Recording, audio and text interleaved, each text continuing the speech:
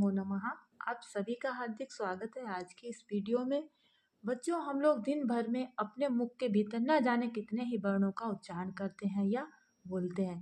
क्या आप लोगों ने कभी ये जानने का प्रयास किया है कि हम अपने मुख के भीतर जिन वर्णों का उच्चारण करते हैं या बोलते हैं, उन वर्णों के उच्चारण स्थान को किस नाम से बुलाया जाता है, या उन वर्णों के उच्चारण स्थान को क्या कहते हैं, और उन उच्चारण स्थानों से और कौन कौन से वर्णों का उच्चारण किया जाता है।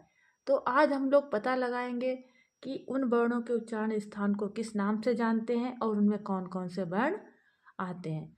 तो आइए शुरू करते हैं। आज का जो हमारा विषय है वो है उच्चारण स्थान। उच्चारण स्थानानि। स्वर हो या व्यंजन, सबका उच्चारण मुंह के भीतर कंठ से ओठ के बीच कहीं न कहीं पर होता है। इन्हें उच्चारण स्थान कहते हैं। इन स्थानों से टकराती हुई प्राणवायु ध्वनियों का उत्पादन करती है। अर्थात जब हम किसी वर्ण का उच्चारण करते हैं तो प्राणवायु मुख के अंदर यानी कि हमारे मुंह के भीतर अलग अलग स्थानों पर टकराती है और उनसे ध्वनियों का उत्पादन होता है। निम्नलिखित सूत्रों से इन उच्चारण स्थानों को तथा उनसे संबद्ध वर्णों को सरलता से स्मरण रखा जा सकता है। अर्थात जो नीचे सूत्र दिए गए हैं उनके माध्यम से हम उन्हें आसानी से याद रख सकते हैं। अब यदि आप सरल शब्दों में समझना चाहें तो उच्चारण स्थान कहते हैं मुख के जिस भाग से जिस वर्ण का उच्चारण किया जाता है वही उस वर्ण का उच्चारण स्थान कहलाता है। अर्थात हम अपने मुख के जिस भाग से जिस वर्ण या अक्षर को बोलते हैं वही उस वर्ण या अक्षर का उच्चारण स्थान कहलाता है। अब देखिए पहला सूत्र।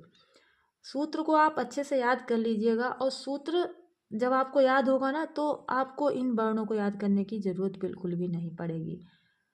अकुह विसर्जनीय नाम कंठा।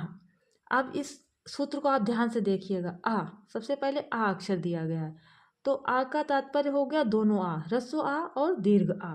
कु, कु से तात्पर्य हो गया का वर्ग का। इससे पहले वाली जो वीडियो थी उसमें हम लोगों ने पढ़ा था कि 5 वर्ग होते हैं, कु चु टू तु पु। तो कु से तात्पर्य हो गया का वर्ग का, जिसमें कि 5 वर्ण आते हैं। हा, विसर्जनीय नाम कंठा, और विसर्ज से मतलब हो गया यहाँ पर विसर्ग का। तो दोनों आ हो गए, का वर्ग हो गया, हा और विसर्ग, इन सभी का उच्चारण स्थान क्या है? कंठ। अब देखिए ह्रस्व आ, दीर्घ आ, का वर्ग अर्थात का खा गा घा अंगा, हा तथा विसर्ग का उच्चारण स्थान कंठ है। इसलिए इन वर्णों को कंठ वर्ण भी कहते हैं।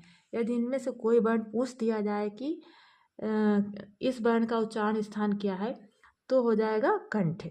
ठीक है। अब दूसरा देखिए, इचु यसा नाम तालु। आप सूत्र पे विशेष ध्यान दीजिएगा। इचु यसा नाम तालु, सबसे पहला कौन सा वर्ण आया है? ई। यहाँ पर पहले वाले सूत्र में आ आया था, यहाँ पर आया है ई। तो ई से तात्पर्य हो गया ह्रस्व और दीर्घ ई दोनों से। चु, चु अर्थात चा वर्ग या, और ये सा। ठीक है। इन सब का उच्चारण स्थान क्या होगा? तालव्य। अब यहाँ पर देख लीजिए, ह्रस्व ई, दीर्घ ई, चा वर्ग अर्थात चाचा जाजा या और सा का उच्चारण स्थान तालु है। इसलिए इन वर्णों को तालव्य वर्ण कहते हैं। आप सूत्र को बहुत अच्छे से याद करिएगा। ठीक है। तो आपको ये अन्य वर्ण जो है इन्हें याद करने की आवश्यकता नहीं होगी। ये चुयसा नाम तालु, यहाँ पर आ आया था, यहाँ पर ई से शुरुआत हुई। अब देखिए तीसरा सूत्र, ऋतु रसाणाम मूर्धा। री से तात्पर्य हो गया री से ऋषि, और टू से टा वर्ग, रा और सा। इन सभी वर्णों का उच्चारण स्थान क्या है? मूर्धा। देख लीजिए, री ह्रस्व हो या दीर्घ हो, दोनों री का उच्चारण स्थान मूर्धा ही होगा।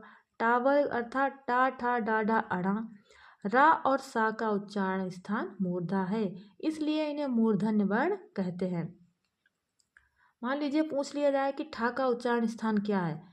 अब आपको याद है री टू, टू टू से आप याद रखिएगा टा वर्ग, और टा वर्ग में ही ठा आता है, तो आप तुरंत बता देंगे कि इसका उच्चारण स्थान मूर्धा है। इसलिए आप इन सूत्रों को विशेष ध्यान देकर याद करिएगा। ऋतु रसाणाम मूर्धा। चौथा सूत्र देखिए, ऋतु लसानाम दंताः। ऋ संस्कृत में एक वर्ण होता है री, तो री हो गया, तू से तात्पर्य हो गया ता वर्ग, ला और ये दंती सा जिसे हम लोग बोलते हैं, इन सब का उच्चारण स्थान दांत से होता है। देखिए री ता वर्ग अर्थात ता था दाधा ना, ला और सा का उच्चारण स्थान दांत से होता है, इसलिए इन्हें दंत वर्ण कहते हैं।